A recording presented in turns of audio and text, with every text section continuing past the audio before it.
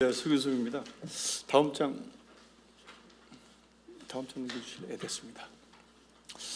네, 제가 이제 산에서 그 벌꿀 목장 비슷하게 합니다. 그래서 그림도 몇 개 그려왔는데요. 제가 1971년에 이제 산주가 됐습니다. 이제 올해 한 53년 됐는데 열심히 나무를 심고 숲을 해봤는데 50년이 지났는데 아직까지 수입이 없습니다. 근데 정말 이 숲을 가꾸는 일은 정말 보람되고 할만합니다. 안 될 것 같은데 언젠가 또 되는 거예요. 그게 산인데 제가 산에서 50년 동안 수입이 안 나왔는데 꿀보를 해보니까 3개월 만에 수입이 나오는 거예요. 그리고 우리 대한민국 농민의 70%가 연 매출액이 2천만 원이 안 됩니다. 그건 이제 통계가 그렇게 나와 있습니다. 우리가 수익이 2천만 원이 아니고 매출액이 2천만 원이 안 된다는 거예요. 그러면은 우리 이제 퇴직자들이나 또 새로운 사람들이 그 농업 농촌에 대해서 희망이 전혀 없다.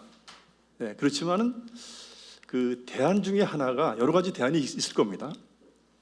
있는데 이제 저희 농업 농촌이 이제 고령화되고 아마 빠르면 5년, 길으면 10년 안에 이제 무너질 가능성이 있습니다. 저는 그렇게 예측을 하는데 문제는 이제 그 수익만 된다면 다들 농산 쪽으로 갈 겁니다. 그러면은 제가 생각해 본 건데는 가장 투자 적게 할 수 있고 단기간에 소득을 볼 수 있는 거는 꿀벌 목장이 아닌가 그렇게 생각해서 우리 송인택 이사장님의 그 의견에 아주 좋은 제안을 해주셨다고 생각이 돼서 감사드리고요. 그 꿀벌 목장에 대한 개념을 제가 그려봤는데 간단합니다. 우리나라는 꽃이 가장 먼저 꽃이 피는 게 2월 달부터 핍니다. 중부지방에서도요. 물론 남쪽 지방에서는 연중 핍니다. 여기 박은호 회장님도 오시고 전문가들 오셨는데 저는 그렇게 전문가는 아닙니다. 전문가는 아닌데 꽃은 우리나라가 봄, 여름, 가을 핍니다. 겨울에도 피는데 가을에 꽃이 없다가 꿀이 안 들어오는 건 아니거든요. 여기 이제 꿀벌 전문가들 계시는데 꿀은요 그 플라워 넥타라고 하는 꽃꿀에만 있는 건 아니거든요. 감로꿀이라고 하는 꽃이 진 다음에도 꿀이 많이 나오는 거예요. 가을 꿀이 나오는 이유는 그겁니다. 식물의 잎새에서 나오는 쉽게 말하면 수액이죠. 그게 감로라는 건데 그게 오히려 꽃꿀보다는 더 효과가 좋을 수도 있는 겁니다. 그게 제가 보기에는 그 꿀벌 목장의 가장 큰 효과고 앞으로는 여태까지 양봉을 하신 분들 많이 있잖아요. 상당히 많은데 양봉이라고 하면은 이동 양봉을 말하는 거예요. 꽃을 쫓아서 꿀벌이 찾아다니는 겁니다. 그게 이동 양봉이죠. 근데 앞으로는 이동 양봉을 할 수가 없는 거예요. 여러 가지 원인이죠. 아시죠? 그게 이제 제도적으로 법적으로 등록이나 인허가 문제도 되고 또 한 가지는 민원 문제도 생기고 또 양봉인들이 너무 과도하고 또 한 가지는 꽃이 대한민국이 동시에 펴버립니다. 과거에는 인터벌을 두고 남쪽에서 북쪽으로 폈는데 지금 동시에 다 펴버리는 거예요. 그럼 어디로 갈 거냐 말이죠. 그러면은 앞으로 대안은 꿀벌 목장밖에 없다. 그런데 제가 그림을 그려보니까 우리나라의 꽃이 상당히 길게 피더라. 여기서 대부분이 얘기하는 건 아카시만 이제 우리가 밀원수라고 생각하시는데 아카시는요 3일밖에 안 핍니다. 오전에 잠깐 피고 말아요. 아무리 이 화무 11홍 아무리 꽃이 길게 펴야 10일이 안 피는데 그것보다 아카시보다 월등히 수량도 많고 오래 피는 나무가 많이 있는 거예요. 지금 말씀하신 취나무, 피나무, 철피나무죠. 그리고 헛개나무 이런 거는 특히 헛개나무나 철피나무는 꽃 피는 기간이 20일이 됩니다. 아무리 좋은 꿀도 아카시도 3일 나고 끝나면 의미가 없는 겁니다. 지속이 돼야 되는 거예요. 그런데 우리나라에서 그 피나무를 가지고 조림을 한 곳이 단 한 군데도 없어요. 이게 대단히 면적하는 것이 없는 겁니다. 헛개나무 조림 최근에 이제 시작이 됐죠.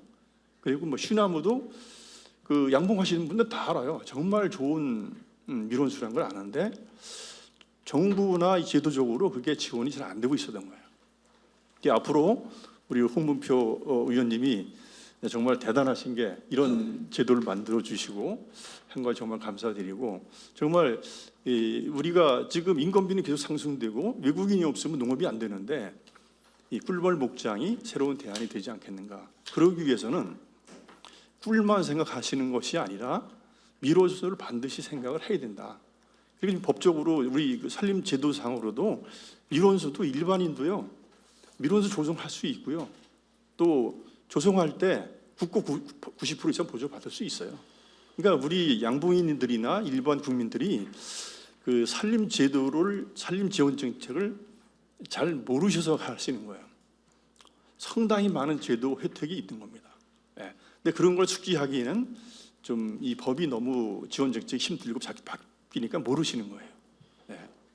예. 그거를 좀 관심을 가져주시면 앞으로 많은 제도가 되고, 두 번째로는 지금 이제 우리가 논의하는 꿀벌의 실종 문제는 지금 우리 조금 전에 우리 노석철 대표님 말씀해주신 꿀벌 학대에 대한 자연의 역습이다. 그건 아주 공감하는 얘기인데, 우리가 여지까지 이 꿀벌을 키울 때 꿀벌을 너무 학대를 한 거예요. 꿀벌도 새는 목적이 있는 거예요. 자기 생의 목적이 있는데 그 목적이 자식을 번성시키는 겁니다. 그런데 설탕 먹이고 꿀만 뺏어오고 그 새끼를 만드는데 우리가 다 인공 왕대를 다는 거예요. 강제 분봉시킵니다.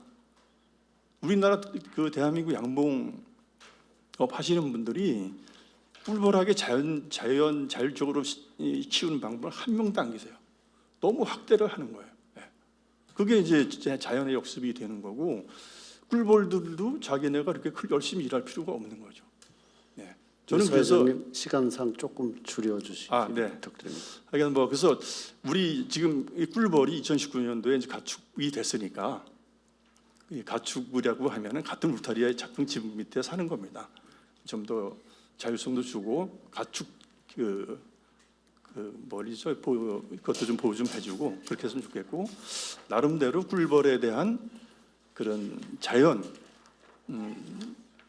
꿀에 생산하는 공장으로 보시지 마시고 같은 가축으로 반려하는 그런 것도 좀 봐주셨으면 하는 생각입니다.